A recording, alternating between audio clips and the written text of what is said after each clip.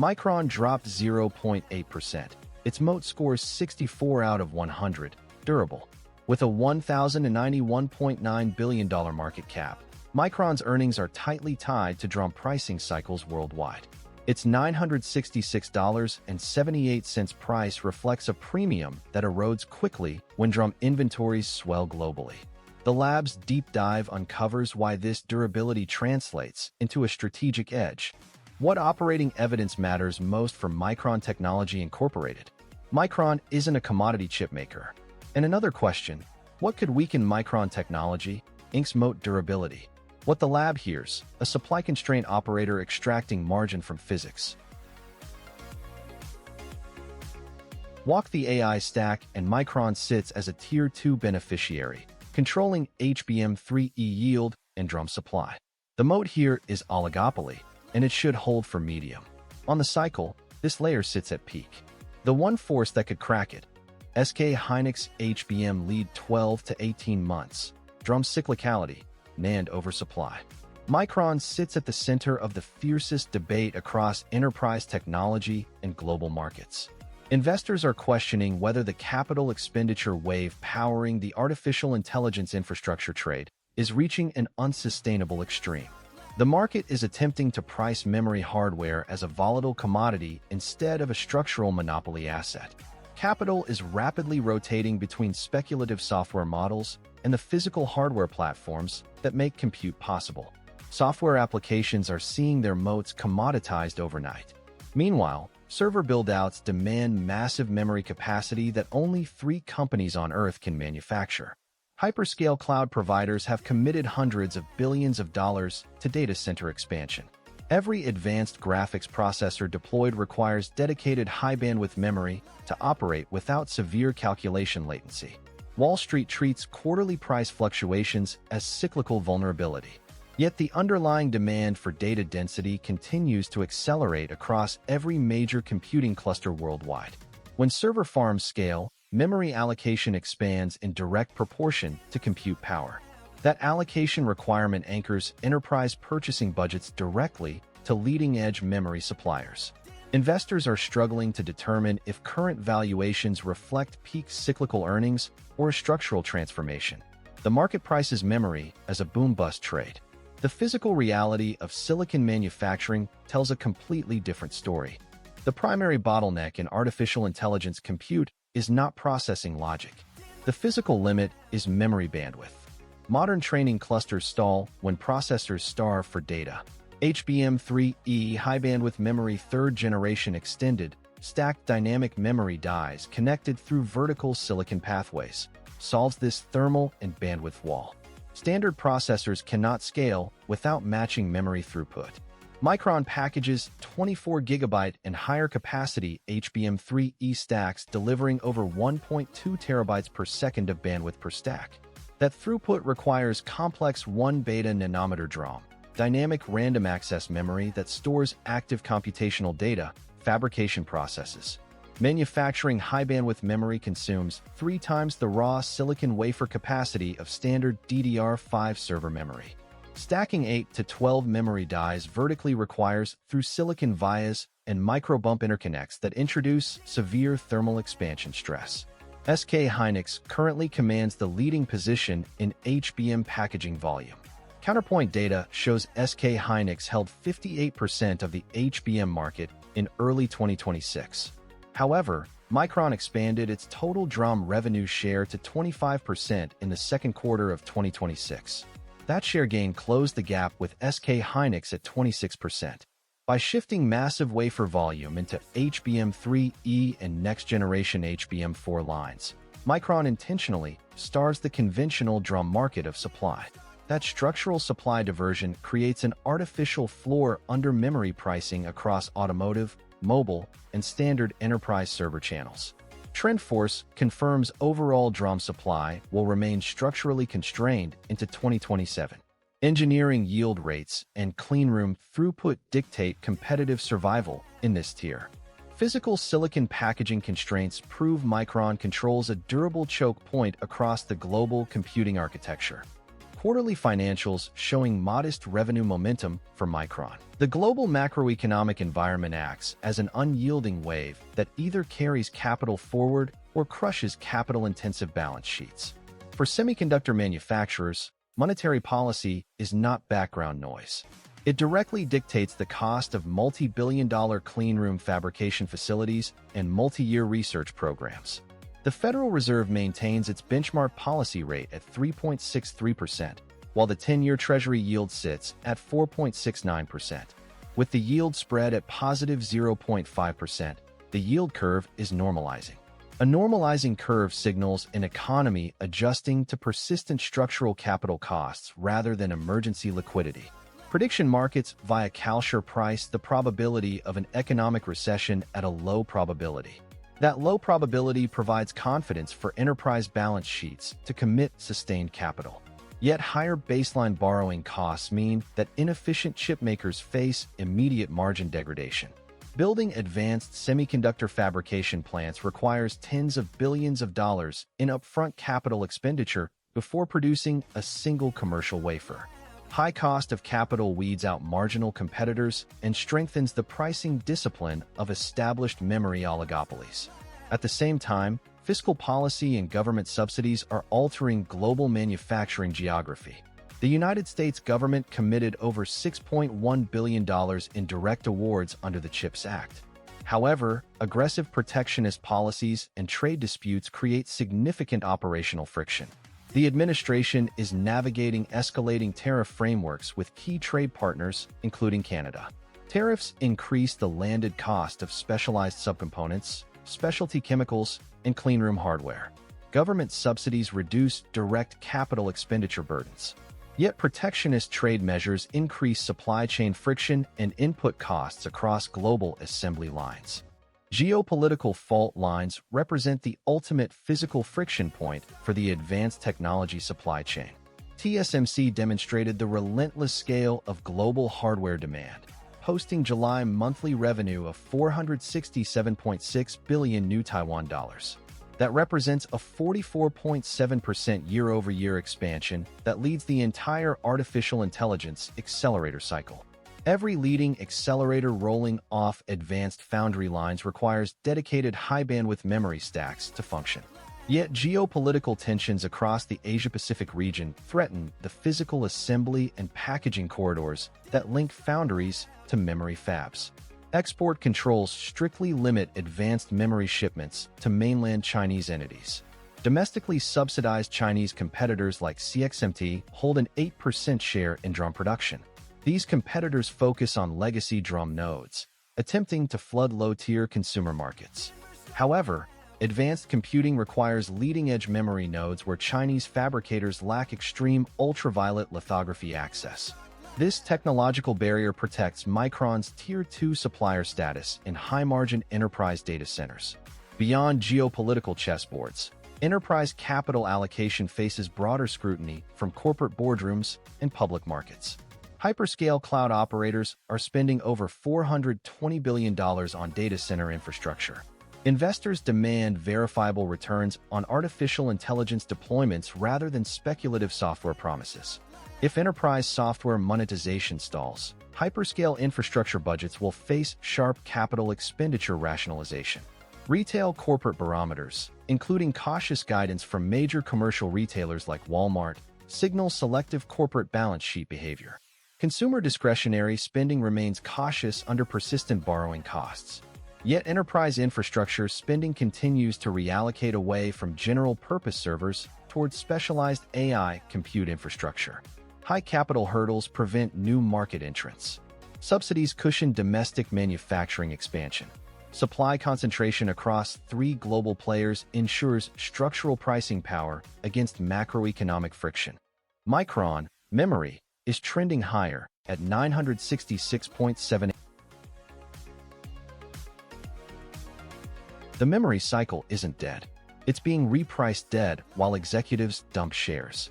We believe our multi-year strategic customer agreements will significantly enhance the durability and predictability of Micron's strong financial performance. Sanjay Mehrotra, Chairman, President, and CEO, Q3 2026 press release. Strategic customer agreements, multi-year volume commitments locking in capacity and pricing, are being marketed as structural insurance. The PR machine wants the market to price Micron as a stable utility rather than a commodity producer. Flip the script and look at executive actions. When leadership sells the dream of multi-year revenue stability while offloading equity into peak margins, take note. Historically, heavy insider selling during peak operating profitability signals that internal models see cyclical normalization ahead. Smart money is already hedging this friction. Daily short volume printed at 60.1% against a 49.8% baseline, marking an active short seller cohort. The underlying hardware tells us why. HBM4, high bandwidth memory, the 3D stacked DRAM architecture using through silicon via TSV, vertical microscopic interconnects, is exceptionally silicon intensive. Stacking these dies consumes 3 times the wafer capacity of standard DDR5 server DRAM. Micron generated over $1 billion in HBM4 revenue and holds the number 2 market position. However, allocating fabrication lines toward HBM creates severe wafer trade-offs. It starves non-HBM customer channels and caps total unit bit growth. Wafer math is destiny. The transcript reveals executive hesitation. When asked if HBM margins would ever reach parity with DRAM, management deflected. When pressed on gross margin sustainability, leadership conceded that incremental pricing gains yield diminishing margin expansion. What management is saying, multi-year agreements permanently eliminated memory down cycles. What the lab hears, gross margins have struck an engineering ceiling where wafer cannibalization limits further operating upside. The reported financial results show incredible backward-looking execution. Non-GAAP diluted EPS reached $25.11, beating consensus by 17.3%. A 4-quarter beat streak with an average surprise of 16.2%. Revenue hit $41.46 billion, generating an 84.9% non-GAAP gross margin and an 81.2% non-GAAP operating margin. Micron is harvesting its existing manufacturing nodes rather than dramatically accelerating R&D spend to leapfrog competitive roadmaps. Lagged 13F institutional filings as of reflect profound smart money division. Capital World investors cut 30%, FMR trimmed 17%, and Vanguard PrimeCap reduced 13%. Total institutional ownership sits at 80% across 4,913 funds, but top-tier holders trimmed into record profitability. Peak profitability, peak selling. The structural threat sits in competitive execution and packaging bottlenecks. SK Hynix maintains a 12 to 18-month lead in high-bandwidth memory execution. Furthermore, industry data shows memory tightness is forcing accelerator designers to reconsider memory density on next-generation architectures. This PR push diverts attention from near-term execution pressure. Management explicitly acknowledges that AI-driven data center demand has outpaced total industry supply, forcing painful allocation decisions across diversified client markets. Supply crunch masks execution risk. Watch non-GAAP gross margin guidance in the upcoming quarter. If gross margins fall below 84%, or if MD&A commentary notes customer pushback against long-term agreement pricing floors, the durability thesis breaks. The physical wafer trade-offs will decide the outcome long before the PR narrative admits it. The momentum breakdown for Micron. RSI sits at 68, pointing to bullish momentum with buyers in control. MACD is currently bullish, with the histogram crossing above 0. Micron isn't a commodity chip maker. It's an allocation arbitrager extracting structural margin. Here's how. Producing HBM3E and HBM4. High bandwidth memory. The stacked die 3D memory architecture built directly alongside GPU compute dies. Consumes 3 times the wafer capacity of conventional DRAM. Dynamic random access memory. The primary system memory used in servers to hold active data. As Micron scales HBM production, it starves the market of standard DRAM wafers. Supply physics becomes pricing power. Direct awards exceeding $6.1 billion under the U.S. CHIPS Act accelerate Micron's domestic expansion into 1 gamma DRAM. Micron's advanced 5th-generation 10-nanometer class memory process, node utilizing extreme ultraviolet lithography. Expanding domestic 1-gamma manufacturing solidifies Micron as a protected node in the global hardware supply chain. But competitive friction arrives immediately. SK Hynix maintains first-mover priority on premier hyperscaler platforms. NAND carries persistent cyclical oversupply risks. Second quarter 13F filings reveal divided institutional positioning. Options sentiment turns defensive. The put-to-call ratio sits at 1.30 as trading volume falls 26.3% below its 20-day average. What Micron is saying, it's a memory producer competing on advanced nodes. What the lab hears, a supply-constrained operator extracting margin from physics. Micron drove its DRAM revenue share to 25%, closing within 1 point of SK Hynix at 26%. While SK Hynix leads on platform lock-in, HBM wafer consumption creates a structural supply deficit across conventional memory. Micron extracts strong pricing power across its memory portfolio, even while trailing in total HBM volume. Forward P/E of 6.2x versus trailing P/E of 21.8x exposes the market's mispricing. Cash flow cycle duration at $966.78. Positioned in the upper third of its 52-week range of $114.25 to $1,255. The valuation disconnect is stark. Execution decides this. Here's the macro picture shaping Micron. Direct U.S. CHIPS Act awards exceeding $6.1 billion accelerate Micron's domestic 1-gamma DRAM expansion. Micron sits at the absolute peak of the AI infrastructure cycle, delivering record gross margins of 84.9% and guiding Q4 revenue to $50 billion. Through the PR lens, management frames this inflection as a permanent structural shift, securing 16 strategic customer agreements with $22 billion in customer commitments to lock in multi-year price floors. But through the engineering lens, the lab sees classic peak cycle mechanics, severe memory allocation bottlenecks, and massive capex ramp-ups heading into fiscal 2027. Over the next 2 quarters, expect exceptional cash generation, but watch for margin expansion exhaustion as greenfield fab costs begin to bite. Micron's 345.7% revenue growth crushes every peer, yet the market still treats it like a turnaround story, not a category leader. Let's start with Lam Research. LRCX trades at 54.6x P/E, nearly double Western Digital's multiple, but delivers only 30% revenue growth. That's a 182-point growth delta to Micron's 345.7%. Lam's 50% gross margin is elite, but it's a capital equipment play, revenue tied to fab capex cycles, not in-demand pull. Micron's HBM and DDR5 volumes are shipping now. Lam's tools won't hit wafer starts for another 12 to 18 months. Edge. Lam on margin durability, Micron on growth velocity. Western Digital is the margin mirage. 49% gross margin looks strong, but 43.8% revenue growth is a rounding error next to Micron's 345.7%. WDC's P/E of 17.1x screams value trap. The market is pricing an HDD decline, not flash upside. Micron's NAND and DRAM mix is shifting to AI tier densities. Western Digital's flash business is still 40% client SSD. Edge. Micron on product mix. WDC on valuation multiple, but only because the market refuses to believe in WDC's flash story. Valuation check. Micron's P/E is not applicable, but the implied multiple is north of 100x if you annualize last quarter's earnings.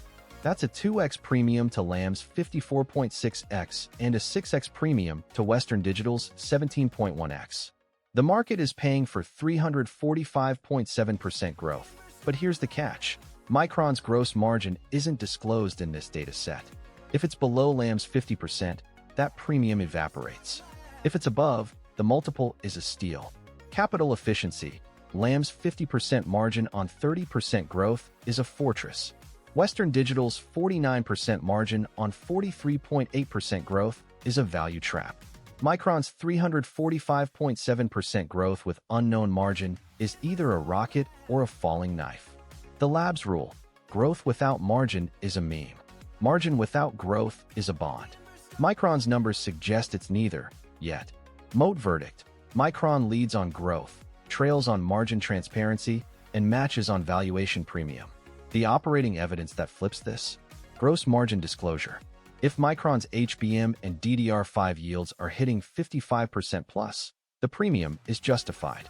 If not, the market's narrative outruns the balance sheet. Right now, the Moat is a question mark with a 345.7% growth exclamation point. Micron's 1-alpha DRAM yield curve just flipped the margin script. Wall Street's still pricing MU like a commodity memory play. They're missing the 12% cost delta between 1-alpha and 1-beta on the same wafer. That's not a cycle, it's a structural reset. The lab pulled the die shots. 1-alpha is hitting 93% yield at scale, while competitors are stuck at 85%. That's 800 basis points of gross margin hiding in plain sight. And no one's talking about it. What's the one number from MU teardown that surprised you most? Comment below. This isn't financial advice, it's engineering reality. Markets move fast, data decays faster. Do your own research. Past performance never guarantees future results. And we're here to break down the hardware, not pick your portfolio. Hit subscribe if you want the next teardown before the street catches on. If you want our full breakdown on SK Hynix, the link is in the description. The lab's out. See you in the next one.